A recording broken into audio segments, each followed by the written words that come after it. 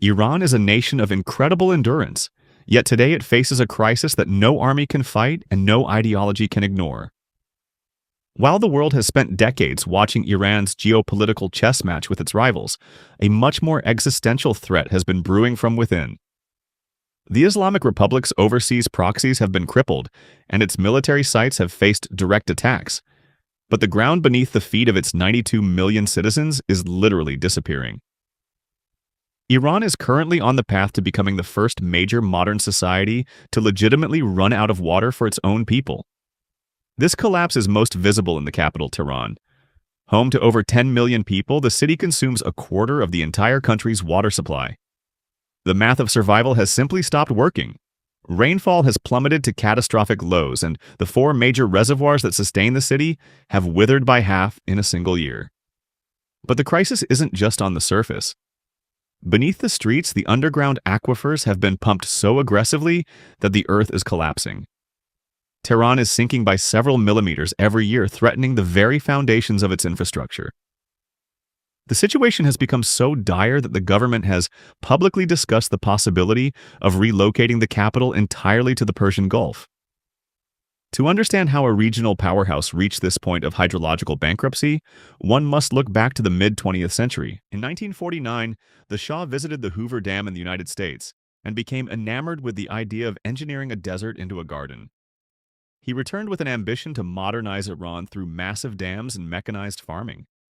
He moved water-hungry industries like steel and petrochemical plants into the arid Central Plateau for strategic defense, ignoring the natural limits of the land.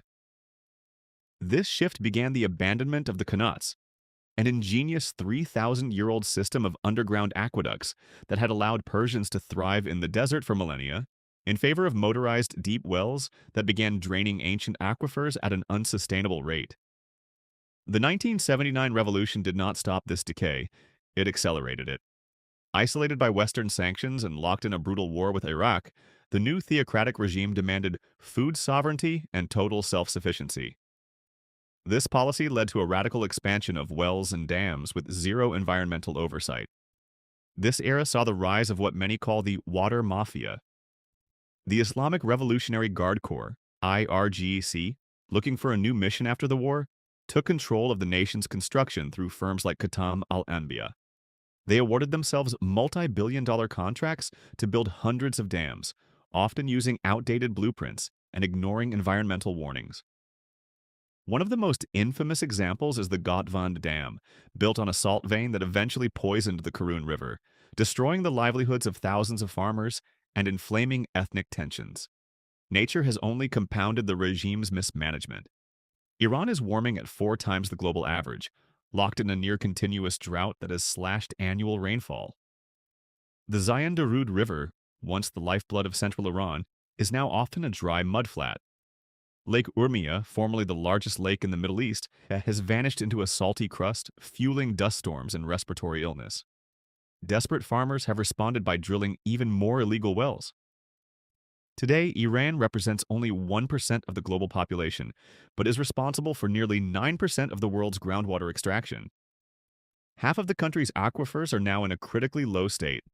The crisis is now spilling over Iran's borders.